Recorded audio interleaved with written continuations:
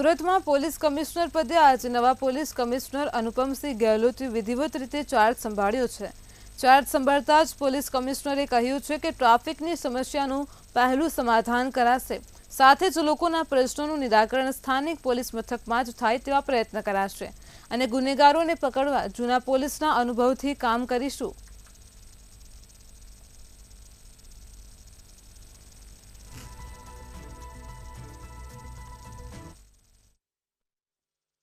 છેલ્લા અઢી મહિનાથી સુરત શહેર પોલીસ કમિશનરની પોસ્ટ ખાલી હતી। ગઈકાલે રાતે રાજ્ય સરકારે અનુપસિંહ ગેહલોત જે વડોદરા પોલીસ કમિશનર હતા તેમને સુરત પોલીસ કમિશનર તરીકે નિમણૂક કરવામાં આવી છે। આપણી જોડે અનુપસિંહ ગેહલોત સાહેબ છે, સુરત શહેર પોલીસ કમિશનર, તેમને ચાર્જ લીધો। સાહેબ, સુરત શહેર ખૂબ જ મોટી વસ્તી છે, 70 લાખથી વધુ વસ્તુ છે। કાયદો વ્યવસ્થા માટે તમે શું પ્રયત્ન કરશો? अपना सूरत शहर गुजरातना एक तरह से बोले तो आर्थिक राजधानी तरीके ओळखाय छे અને વિશ્વમાં સૌથી ઝડપથી વિકસિત થઈ રહેલા એવા શહેરોમાં બી એક સુરત શહેરના ગણતરી થાય છે। લગભગ જો 70 લાખ પ્લસ પોપ્યુલેશન સિટીના છે જો જેમાં ઘણા બધા લાખોના વસ્તી એવું છે જો કે બીજા રાજ્યોમાંથી અહીંયા અલગ અલગ રોજગારમાં બિઝનેસમાં કામ સાથે જોડાયેલા છે અને અહીંયા સ્થાયી થયેલા છે। સાથોસાથ અહીંયા ઘણા બધા ફ્લોટિંગ પોપ્યુલેશન છે, એટલે લોકો આવે છે, કામ કરે છે, જતા રહે છે, અલગ અલગ બિઝનેસમાં 2-3 દિવસ 4 દિવસ માટે આવતા રહે છે।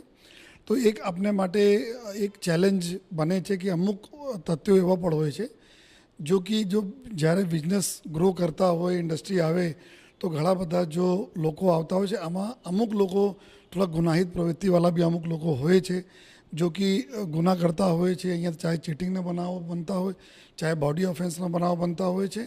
તો એવા સુરત પોલીસ બી આ પ્રકારથી એક બોલે કે આ ક્રાઇમને ડીલ કરતાં કરતાં તૈયાર છે કે ડિટેક્શન કરવા માટે, એના રોકવા માટે।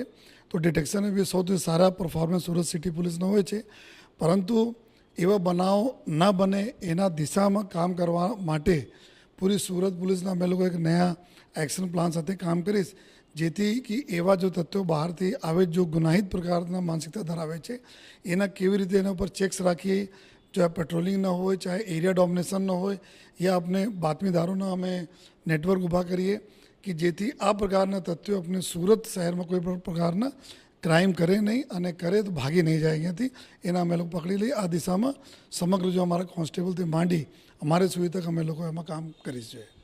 સુરત શહેરના પોલીસ કમિશનર બનેલા એવા અનુપસિંહ ગેહલોત રાજકોટ પોલીસ કમિશનર પણ રહી ચૂક્યા છે અને 2 વાર બરોડા પોલીસ કમિશનર તરીકે રહી ચૂક્યા છે। સાહેબ, છેલ્લા અઢી મહિનામાં સુરતમાં હત્યા, ચોરી, લૂંટ ઘણા બનાવો બન્યા છે। ખૂબ જ ચેલેન્જ રૂપ આ સુરત શહેર છે। તમારા આવ્યા પછી એને ડામવા માટે તમે શું પ્રયત્ન કરશો? ને જે રીતે મેં બતાવ્યા કે જો બોડી ઓફેન્સીસ હોય છે, અમુક ઓફેન્સીસ એવા હોય છે કે ચાહે કોઈ મહિલાઓને છેડતી બાબતમાં જમીનના વિવાદ આ પ્રકારના સડન બનાવ બની જતા હોય છે, પરંતુ અમુક બનાવો એવો પણ હોય છે જેના અમે પ્રિવેન્ટ કરી શકીએ।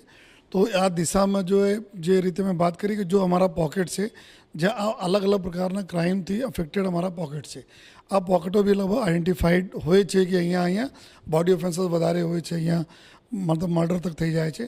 તો એવા જ એરિયામાં અમે વધારે જોઈએ ત્યાં અમારી 20 પોલીસના વધારીને આ પ્રકારના તથ્યો પર કંટ્રોલ લાવવા માટે અમે પૂરા પ્રયાસ કરીશું। આ શહેર ગૃહમંત્રીનું શહેર છે, હર્ષભાઈ સંઘવીનું શહેર છે, પરંતુ પોલીસ હંમેશા પ્રજા જોડે આટલો મિલાપ રાખતો નથી। તમારા આવ્યા પછી પ્રજા અને પોલીસ વચ્ચેનો જે અંતર છે એને ઘટાડવા માટે શું પ્રયત્ન કરશો?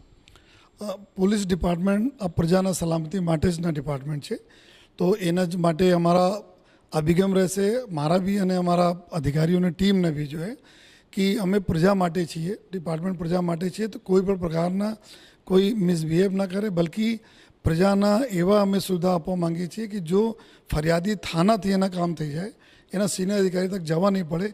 આ દિશામાં અમે ચોક્કસપણે ખૂબ જ મહેનત અમારી બધી ટીમો કરશે અને ઉમ્મીદ પણ છે કે જો પ્રજાના ફીલ બી થાય કે પોલીસ જો એના માટે છે અને સદૈવ એના મિત્ર છે, આ પ્રકારના દિશામાં કામ કરવા માટે અમે કોઈ કસર બાકી નહીં રાખી છે।